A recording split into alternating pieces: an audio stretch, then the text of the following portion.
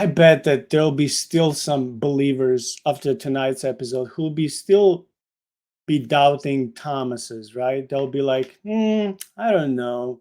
This seems mythological. This seems like sci-fi. Are you telling me that the Bible seriously talks about gods? Like, no, I can't accept that. That's just no, that sounds so much like Mormonism. That sounds so much like, the TV shows and novels about all these universes and other worlds and their gods, maybe even something like demigods and superheroes. This is like too much. There are people who love fiction, but when they open the Bible, they don't see these things. And now we're introducing this topic, which is a complex topic, but we're not inventing this topic. We're not referencing this to ourselves. We're referencing a bunch of scholars. You mentioned it, easily a dozen of them at the beginning of the episode.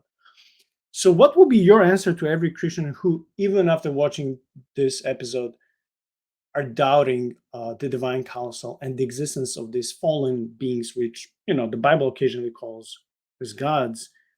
How much are they missing from the biblical theology, from the whole story from Genesis to Revelation, including the gospel, why Jesus came, our role today, but also in the eschaton when everything is over, how much they're missing out by not understanding or accepting the divine counsel, the existence of these so-called fallen gods. How much are they missing that? I mean, they can still be blessed and saved and serve and love God, no doubt. But how much, when it comes to grasping the gospel and the overall biblical theme, are they missing out by not Yeah. accepting this? I, I can actually draw that a little bit bigger, I think. I think whether you're a Christian wrestling with this worldview and how it goes together and the other spirits and stuff, because it's not something that's been talked about a lot or not very well. Um, and even I grew up in a charismatic church, and the activity of, say, the Holy Spirit and demons was something we kind of believed in and took action on. The structure around it or teaching around it honestly was pretty vague and not really structured in the Bible very well. It's there, but whether you're a Christian that just doesn't hasn't had a framework or is skeptical of this sort of thing, or if you believe in another spiritual tradition where maybe you've had some spiritual experience or you follow a religion, um, but a real active spiritual worldview and the Christian, faith doesn't make sense to you, or if you consider yourself an atheist or agnostic where you can't know. I'd encourage you to look into some of the older stories, the ancient texts. Read some of the stuff carefully for yourself. Work on your mind. That's okay. Learn, train yourself. The explanation and worldview of the stuff really started changing way back in the fourth and fifth century. Um, yeah, I got to talk about it now, just briefly. So I wanted to go back and figure out how we kind of got to where we got, and it started. The earliest commentary I can find on Psalm 89 that takes this in a different route is from Saint Augustine. And we have to realize, just like we talked all night about context and where the text come from and kind of backing things up, right? Augustine lived at a time where Christianity had pretty well just been made legal. Constantine, changed it and really gave Christians the benefit. And so the world was changing and people were more accepting and could profess faith. But he also watched Rome crumble, and that was the inspiration really for City of God, is that world governments will come and go, but the city of God will last forever. And I think he's right about that. I think actually that's a picture of the divine council, and he didn't really know it. But he gets to Psalm 89 and he's trying to explain this and do a commentary on it. And if you look at, it's apparent even in English translation, and I've got the one from I think it's shoot, I was gonna say John Stott, and that's not right. I've got a pretty sorry Philip Schaff, who is a he took a lot of the ancient and classic stuff and translated, updated it. Augustine starts arguing about whether the sun and moon and stars or any angel could be like Yahweh, and he kind of says that that's nonsense. It shouldn't even be a comparison. So he says that Yahweh's can be compared to human rulers. Okay, so we've heard that before, right? But in doing that, when we were reading this psalm, there's a bunch of words that repeat themselves, and that's true if you get to the Hebrew text. When Augustine does it, those are all different words. There's no comparison. He's not dealing with the original text. He's getting a translation of a translation, frankly, probably, or bits and pieces. He's probably trying to read it in Latin. And Augustine, in his letters, admits that his Greek is not very good.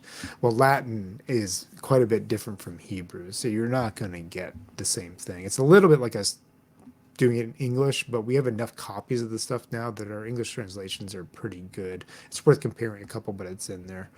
I don't want to say that Augustine did the wrong thing, because if you read his text, he gives glory to God and that the Davidic covenant will be upheld. He points to Christ, which is really the point of the passage, but he misses out on the context and the annoyance. And this sort of thing has been carried forward in our Western tradition in public for centuries now, right? The way Augustine heads and his authority gets into the Reformation, gets into the Enlightenment, and we go down that. And basically, if you're going to think that way in a modern sense, you're missing the point. So we need to kind of rewind, rebuild the foundation, and then make more, and I would say better judgments about what's going on.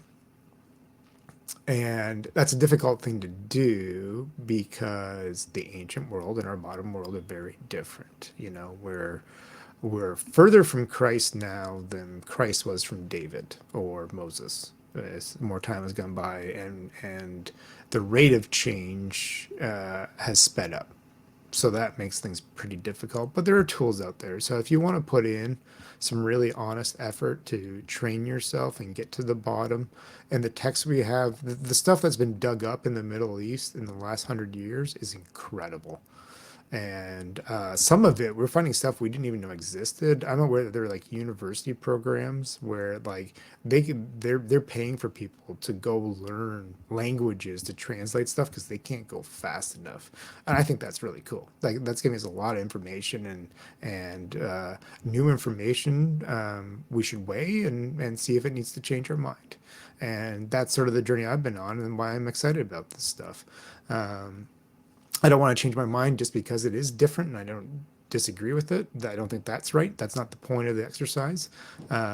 It's easy to be a critic, and just because you don't like something, don't do that. Look for truth. Look for things that add up properly. And so I'll say whether you're a Christian and it doesn't add up to you, or if you come from some other sort of tradition or no tradition, and maybe the world hasn't been adding up to you, I would just say that this is worth looking into, and hopefully, in a couple hours here that we've been through it, there's enough nuts and bolts that you can add up that there's some value. I definitely think there's some value to this stuff, and I've been reading through some of this for a couple years, and still trying to sort it out and figure out how to use it properly.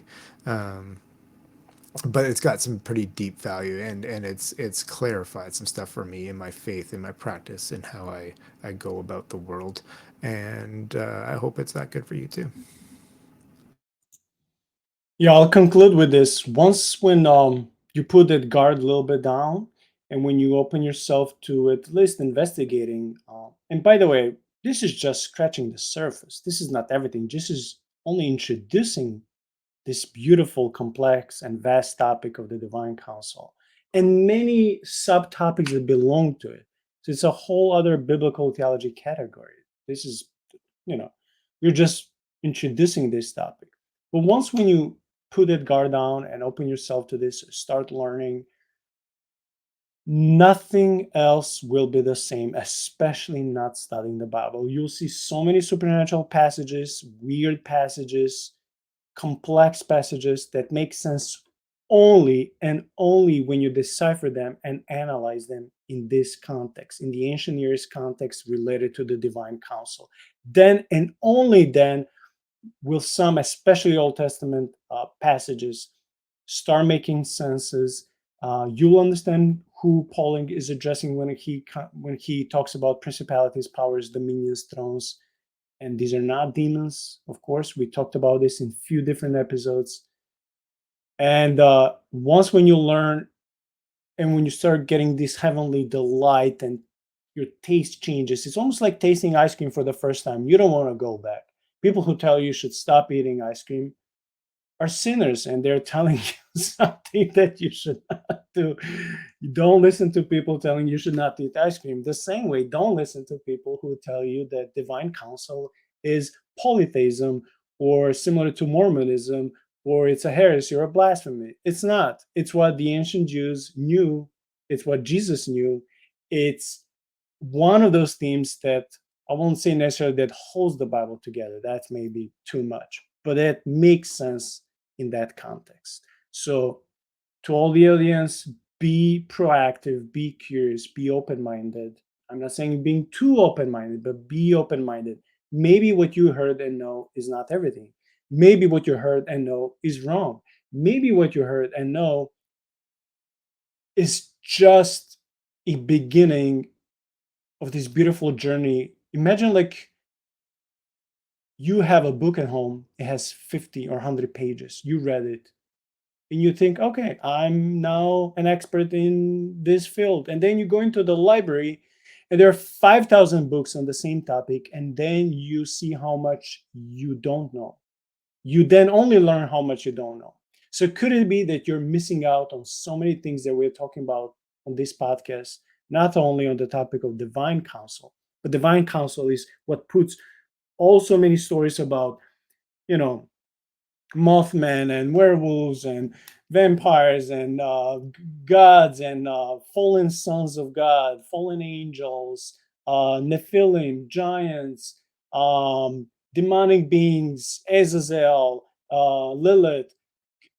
So much of what we cover in so many episodes, exorcism, is because and seeing properly because this beautiful topic of the divine counsel. So there is much more to learn. There is much more to connect. Without this, trust me, it's like eating one of those diet ice creams that have no flavor. You want to read Bible rich with flavor, and your understanding needs to be rich so that once when you read it and comprehend it fully in the ancient context as the author is meant to be, then you end up being so much change and transformed, and you go with the new knowledge, sharing that knowledge to others, and being in a way more able for God to use you or to resist the enemy because you know more how the enemy functions. And this is what the generals are doing before they plan to go to war with the enemy. They have to analyze them. So we are analyzing the Bible and many other ancient Near East